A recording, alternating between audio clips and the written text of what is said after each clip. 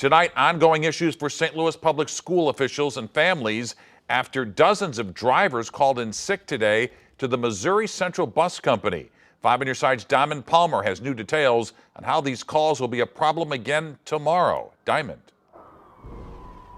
Well, Mike, the drivers at Missouri Central Bus Company say they called in solidarity with their coworkers, the mechanics. And the mechanics say this is all because of alleged racial discrimination. St. Louis Public Schools replying and saying they're, quote, caught in the middle of an ugly dispute.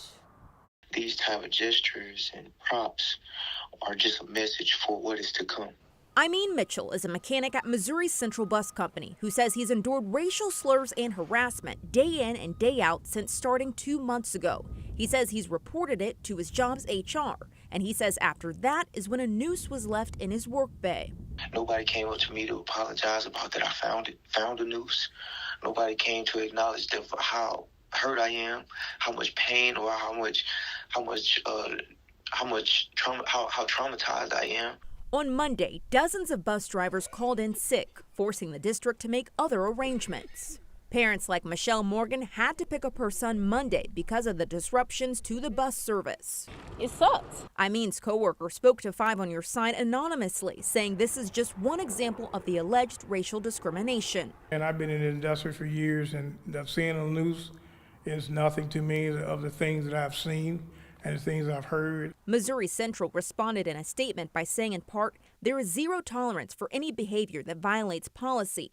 As such, we are hiring an independent third party this week to investigate these allegations. The bus company's employees say the allegations even include being left out of job promotions, which they believe is because of their race. The district spokesperson says it's unclear if the bus walkout will be resolved, and they said it can't guarantee bus rides to or from school for Tuesday, but after-school programs would run as normal and athletics on a case-by-case basis for each school.